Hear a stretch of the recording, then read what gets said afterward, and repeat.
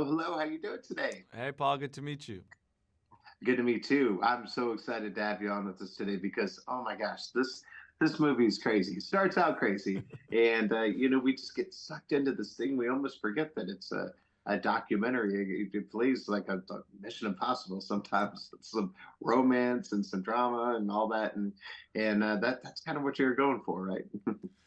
Yeah, I mean, I've done other projects with extreme athletes that say they're not afraid of death or they've come to terms with death, and I can't relate to that. And here we've got two subjects who admit that they feel fear just like the rest of us, and we get to experience them negotiating their thresholds for how courageous versus how risky they want to be. And we get to watch that on an extreme level at the same time that they're finding love and choosing to trust each other and figuring out how to negotiate that. So I was fascinated when I found them by the universal elements of this story in an extraordinary place. Yeah, absolutely. And how in the world did you find these people? I had done some amateur rooftopping or urban exploring when I was in my teens and 20s before I even knew the activity had a name. I just called it trespassing at that point.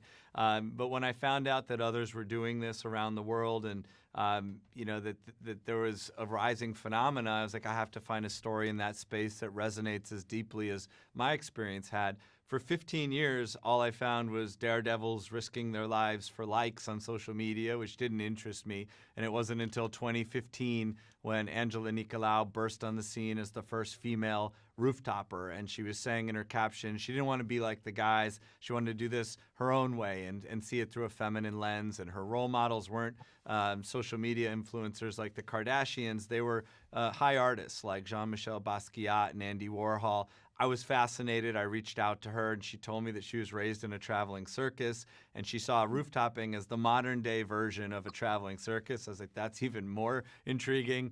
And then she introduced me to Vanya, who at the time is the most popular rooftopper in Russia. And she said that he was a rival or a competitor. And underneath the surface, I saw a little flirtation. I was like, maybe it's more than that. And perhaps we can tell a love story on top of the world and use extreme climbing as a metaphor for romantic trust. And now 7 years in the making and 6 different countries where we shot.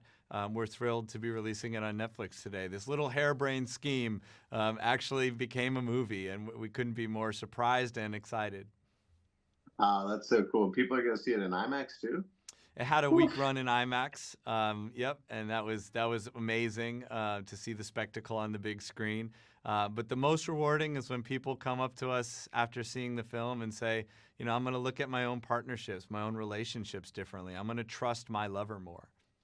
Yeah, I love that. And you've been doing things on a high level for a long time. People look up to you and they go, "See, I want to make movies like that." What kind of advice would you give them?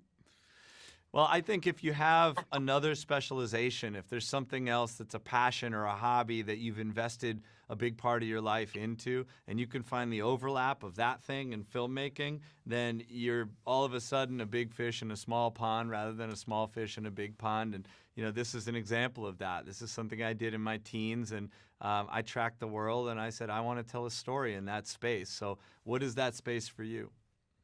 Yeah, beautiful. And part of that is just keeping your head on right with the stuff.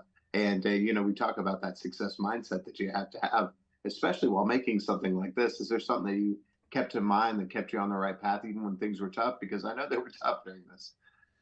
Yeah, I mean, the number one concern is nobody gets hurt. At the end of the day, there's no movie or no amount of success that justifies being in a situation where somebody that you're working with is injured.